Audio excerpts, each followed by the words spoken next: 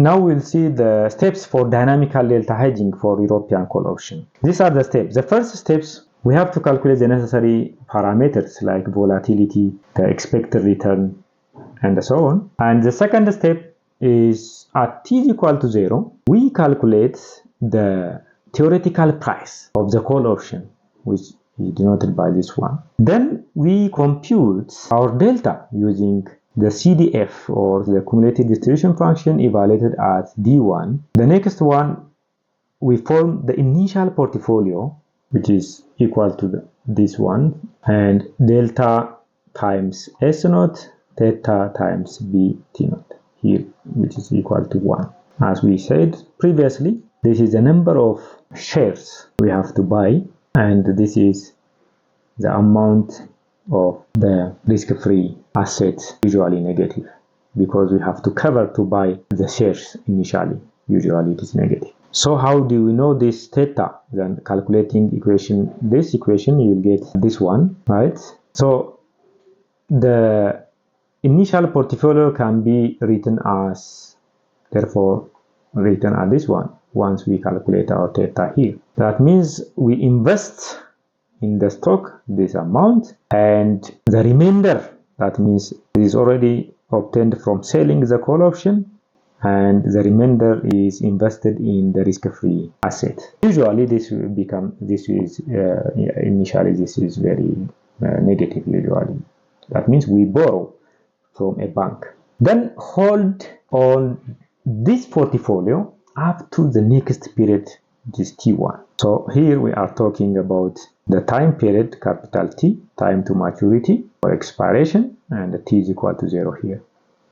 T1, T2, and so on. Therefore, we construct this portfolio initially, then we hold up to T1, up to this. Then what will happen in the next step, step 3, at T is equal to T1, as we already said that there is a timeline here, T is equal to 0, T is equal to 1, T is equal to 2, and so on, and then time to maturity.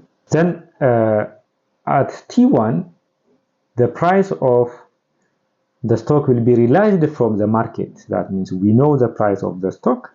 Then we will choose our portfolio, delta and theta, in such a way that this equation should be satisfied. That means now the number of shares is already this one, and this is known from the market, and the amount of the risk-free asset is also this one, and this can be known using the compounding interest, continuous compounding interest, and this is known, this is also known, and this is also this is not known, and we can calculate this.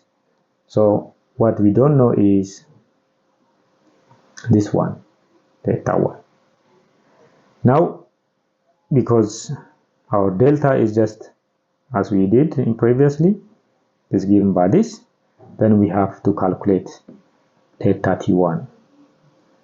So if you calculate this, you will get, calculating this one, that means solving for this one, you will get this expression for the number of or the amount we have to the short in the position of the risk-free asset. The fourth step is repeat similar procedure for time 2, time 3, 4, up to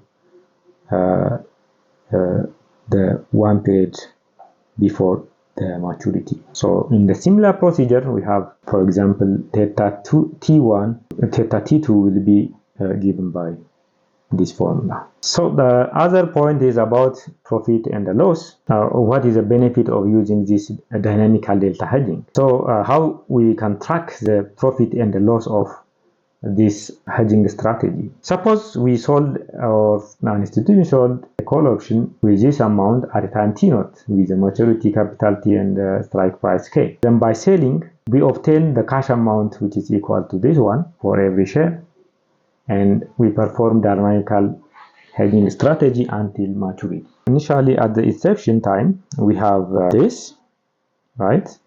That means this value may be negative if delta value at T naught times S naught is greater than this one, usually the case. So if the funds are needed for buying this amount of share, delta amount of share, we make use of the funding account, which is known as P&L here. This P&L represents the total values of the options sold and the hedge, and it keeps track of the change in the asset values, ST. So at T1, which is greater than T naught, what will happen? We then receive or pay interest rates over the time period, this one.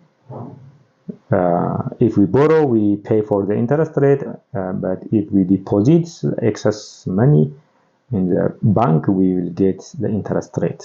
So we have this amount which may be sold, and will update the hedge portfolio. Particularly, we purchase this amount of, that means we have to rebalance or rearrange our position, which costs us this amount. So the overall P&L account will become as follows. So this one is the interest, okay, which is money from the interest. And now, because we have to buy delta T1 times this one, and we obtain by selling this one, so the difference we will borrow, okay, we will borrow.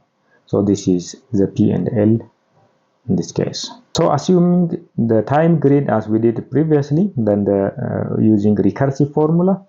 So at time T naught, this is the P&L. At any time Ti, this will be our P&L. So at maturity, what will happen at maturity? So the option holder may exercise the option, or the option will be expired worthless, right? So as the option writer, we will just encounter a cost equal to the option's payoff. That means maximum of this one.